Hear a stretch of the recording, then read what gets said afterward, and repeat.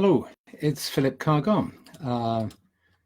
Welcome to Tea with a Druid, number 91. And it's great to be with you. And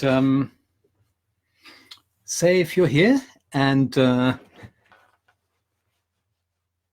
me that you can hear me okay, so I can make sure the sound is working. I'm just pressing all the buttons here just to check that all is well. Daniel from Germany, hello. That's great, fantastic.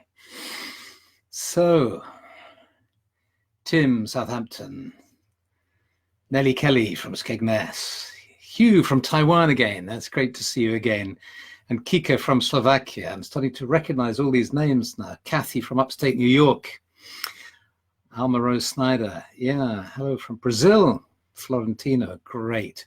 Manawatu, 80 in New Zealand there. And Athens in Greece, we've got Denia and Michigan and Poland. Fantastic. And people are going to carry on arriving like at any event in the real world, unless you're in Switzerland, in which case everybody's there 10 minutes before you arrive and they're sitting quietly waiting. But anywhere else in the world, people pile in over the coming minutes. But let's begin, because many of you actually watch this at another time. And here's what we've been talking about. Here's a way of looking at what we're doing, I think, is we have ourselves, and then we have our not selves, the world around us. And we're in this critical time in the story of the planet and of humanity. There are extraordinary stresses that we're subject to. And so one of the issues we're faced with, I think, is we have ourselves here, and we have all these stresses and strains that you can imagine pushing on this central circle here. And our task is to remain sane and healthy, to find equanimity, hope, the will to continue to be of use to other people and ourselves. It's more than simply the search for happiness or fulfillment. That used to be the agenda that you could perhaps argue for until recently. But I think we need to slightly change how we see that agenda, so that we are indeed seeking happiness and fulfillment, spiritual illumination, clarity, and so on. But also perhaps some sense of purpose and value and ability to cope in the world. And so what I've suggested a while back was that there are a suggestion for a solution or a way forward is to look at a trio of supports that we can turn to. And I'm sure we could come up with a number of trios and a list of different things we can turn to. So this is just one list. But I think I find it very helpful. And this list is connecting with, drawing from a sense of the one source, or the source of divine being, the source of all creation, the source of being. The inspiration and support I find in spiritual teachings, the work of the mystics and sages and philosophers throughout the ages, and the support and comfort of fellowship, of like-minded souls, fellow travelers on the journey. And in a way, you could resolve this trio into that of love, light, and life. Love being the companionship, the importance of community. Light being the inspiration and illumination we feel we receive when we connect with spiritual teachings, when we open ourselves to them. And then life in the sense of that sense of getting closer to the source of life that we get when we meditate or connect in whatever way to our sense of the divine, whether that's with eyes open or with eyes closed in the world of nature, with eyes open in the world of nature, or with eyes closed in our interior world. And you might, some of those of you familiar with Buddhism might recognize this trio in the refuges of Buddhism, the three refuges. And I think that these three sources of support can be hugely valuable. And so what we've done over the last few weeks is we've looked in one evening on, there are little exploding colors going on the screen. That's lovely, whoever sent those. This is a funny thing, isn't it? The people who invent these things, little bubbles going up the screen. Yes, so we've looked at the power of community, and we've held hands in the circle together. You know, all across the world, from Belgium to Dordrecht to Cambridge to Toronto to Poland to all over the place, and New Zealand and so on. And we've felt the connection with community, and we've opened to the value and the power of teaching. And so this week I wanted to talk about the idea of the one source.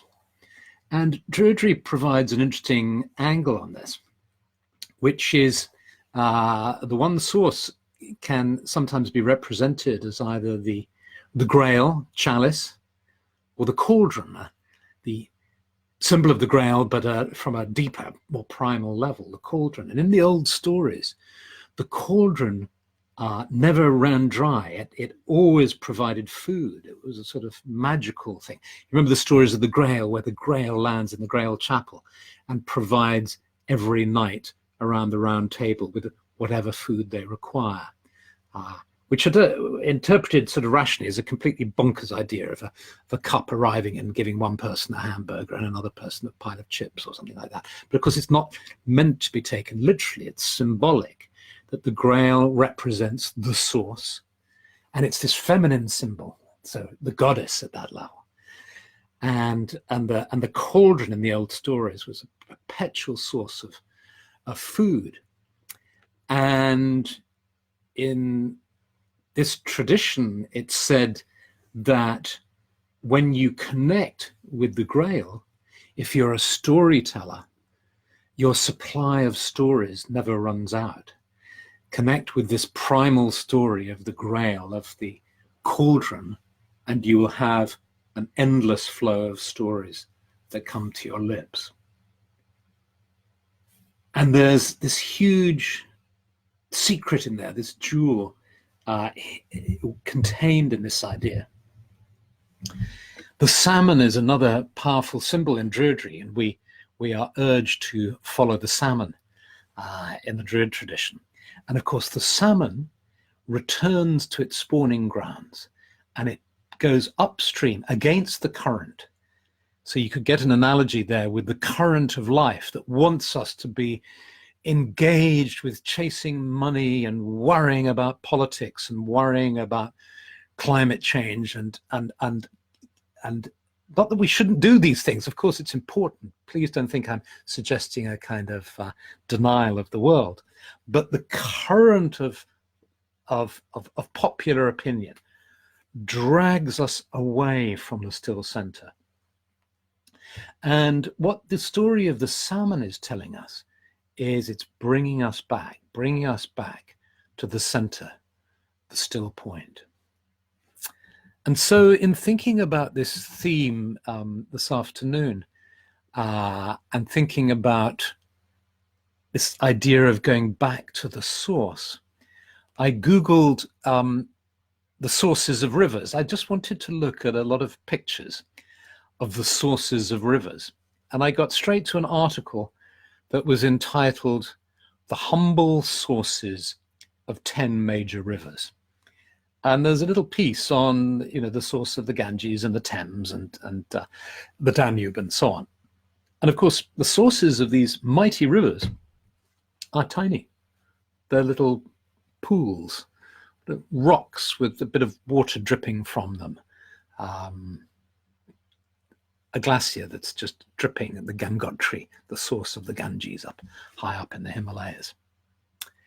And for me, that was powerful to see. It reminded me of how in the Druid tradition we take the bird as the totem of the Druid is the wren, this tiniest of birds, not the eagle, not something big, but something tiny, very humble.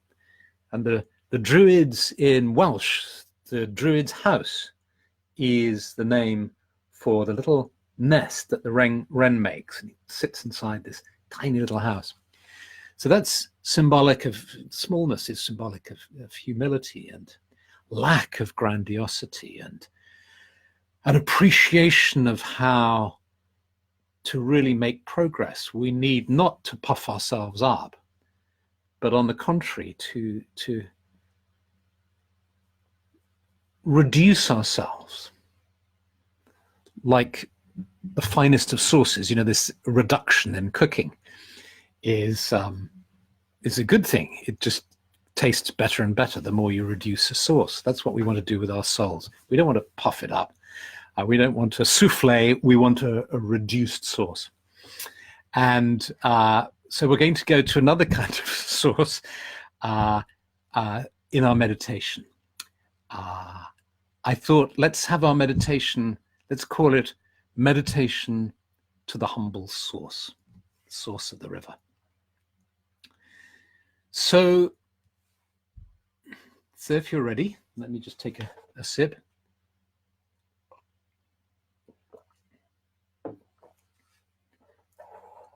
And I think just finally to stress, because I think it's important that to make it crystal clear that all this work, I think,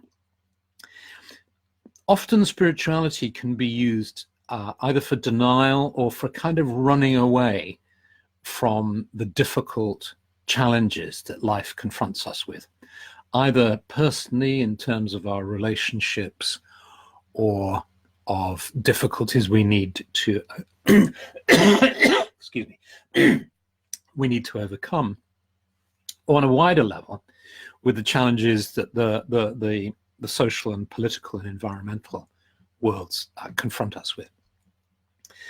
And all these broadcasts, as far as I'm concerned, and these discussions, meditations we're having, are not designed to foster that kind of retreat from the world, but quite the opposite. They actually are designed to foster our ability to engage more deeply with these challenges, on the understanding that our ability to engage successfully, productively, creatively, helpfully with challenges is dependent upon a degree of mental health, physical health, energy, clarity, and I believe to a connection to source, to the divine.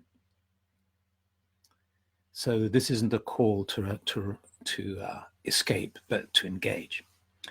So let's now go deep inside and take a meditation to the humble source. This is just going to be a few minutes where we just reconnect with our sense of the source, our sense of the knowledge of the divine. And I use the term knowledge in the sense of both an outer and an inner experience. If I have knowledge of, say I have knowledge of a person, this means that I might know a good deal about their character, what they've achieved in life, a sense of who they are and what they do and so on. It also it can mean, I think, in the biblical sense of the term, he knew that woman. Knowledge is used in the terms of physical intimacy, but it doesn't have to be that intimate, of course. But there's a sense of, if I say, do you know John? Yes, I know him. And by that you mean you don't know of him by reading about him. You know him. You actually are a friend of you've been in contact with him. So that's what I mean by knowledge of the divine. You might have read a great deal and feel you have some kind of grasp on an understanding of what the one source of all being is, what God is, what God, what source is. But what I mean by knowledge is also a familiarity, an experience of that one source that you may have had through meditation, through spiritual experiences, through dreams, through your life. And this is what we're hoping to connect with this in this meditation. So let's just take a moment to probably close our eyes so that we feel more comfortable and less distracted. And being aware of being seated in front of our screens, we can also just gently let go of that awareness whilst becoming aware of being in a beautiful spot in the country, close to nature. Druids like to imagine that they're in clearings in the forest because they worship trees and they love trees. They like to be close to trees, but they also like to see the sky and feel open to the energy of the sky and the stars and the sun and moon. So clearing in the forest gives us both that sense of openness and that sense of closeness and intimacy with the trees. So if you like, you can imagine you're in this sacred grove or clearing of the Druids, with the sky above you, the trees around you, and the earth beneath you. And you become aware of the earth and you feel its stability. And as you breathe out, you can just let all your troubles and concerns just drift into the earth. As you breathe in, you can breathe in the stability and strength of the earth and the energy that the earth exudes. You might be able to smell the earth.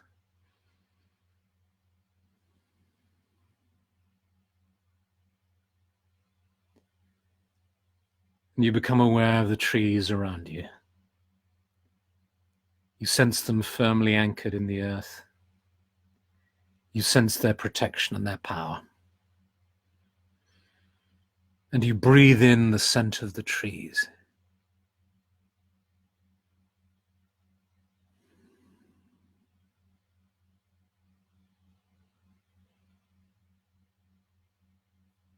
And you become aware of the sky. You sense the blue sky above you. And you breathe in the energy of the sky. And you breathe in the vitality of the element of air.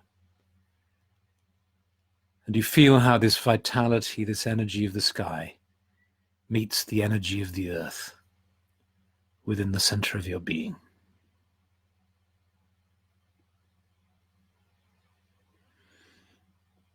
And you notice that you can hear the sound of water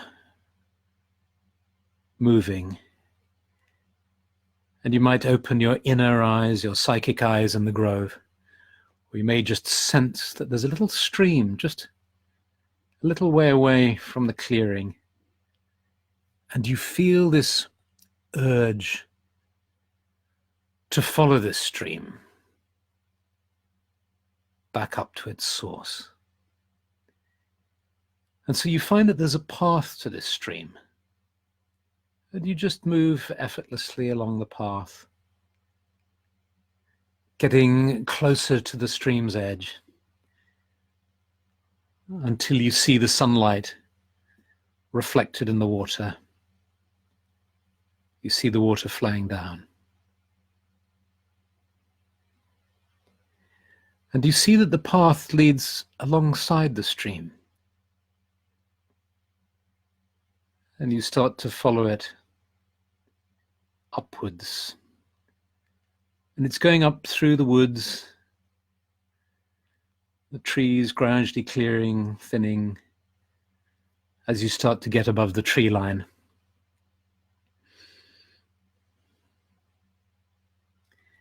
And the stream is getting smaller. You can feel that you're coming to the source of the stream. And the sound of the water running gets gentler and softer.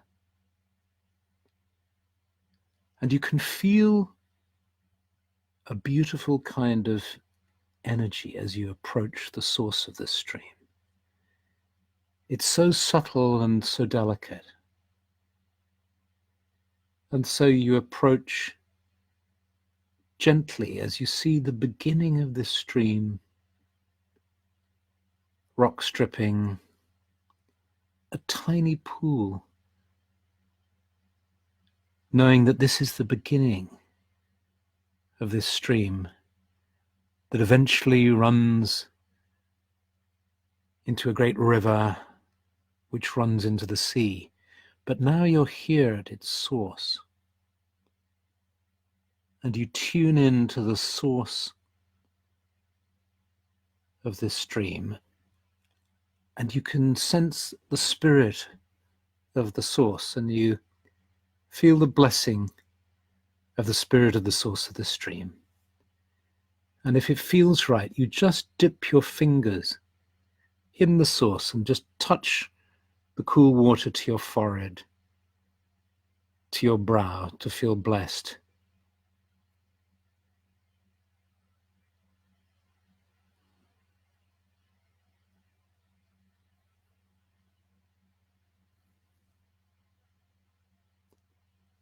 Do you feel blessed by the spirit of the stream? And now again, if it feels right, you might like to drink from this. Just dip your hands in the water, crystal clear, and just imagine that you're drinking from it. And allow your feeling of the water to run through your energy body, your subtle body.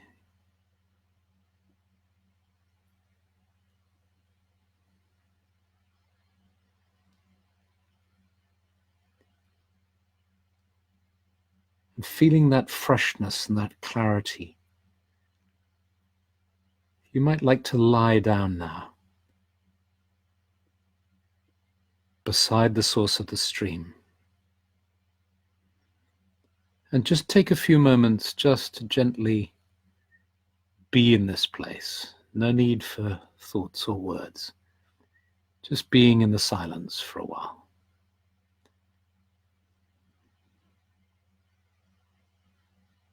Allowing the energy of this place to flow through you.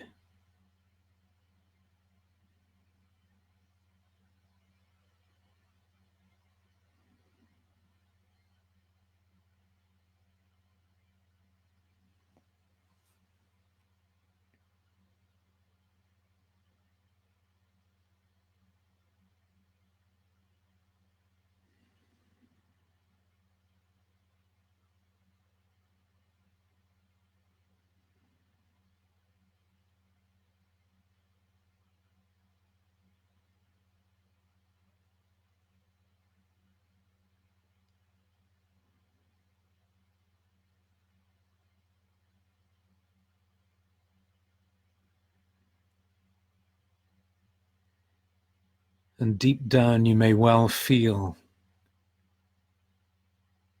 that this is all you need to come to a place like this, to just breathe, to let go, to allow the energy of the source to flow through you, to connect at the deepest level of your being with the source of all life.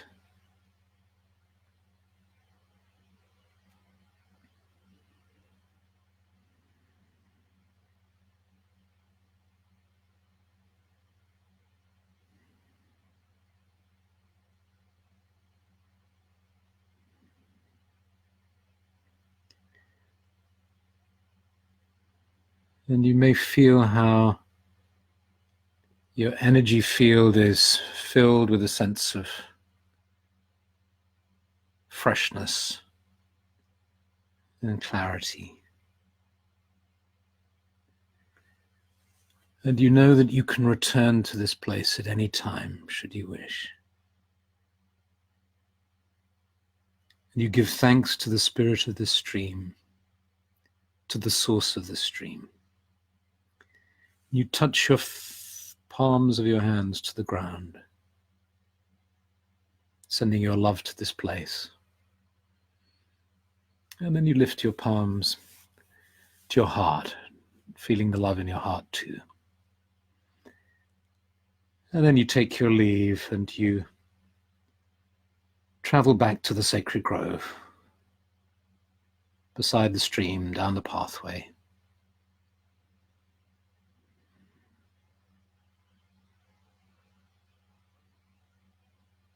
Coming back to the clearing,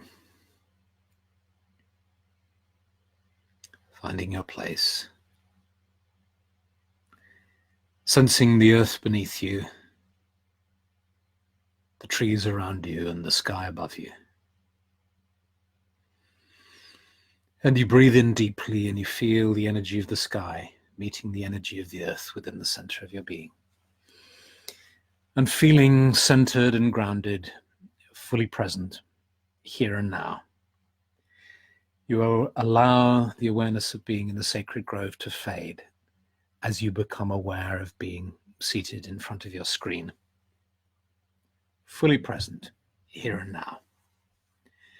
And when you feel ready, you open your eyes.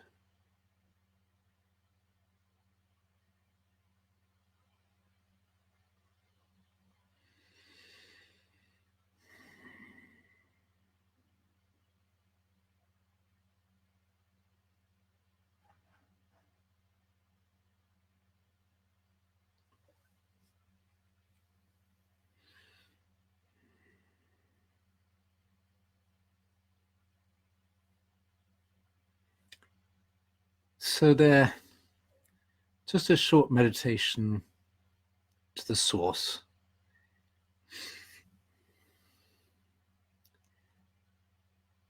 And I hope you enjoyed it. It's made me feel so peaceful. I don't know what to say, except have a lovely week. And I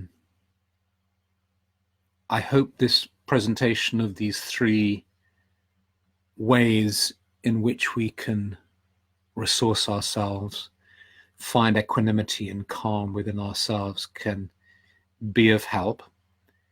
And I look forward to, as Lorna Park says, it's so lovely to see people from so many different places on one earth. Yeah. So I shall go and make some tea, and I'm really enjoying reading your comments, but I'll do that with a cup of tea, and many, many blessings, and see you next week, and have a wonderful, wonderful week, and lots of love. Okay, bye.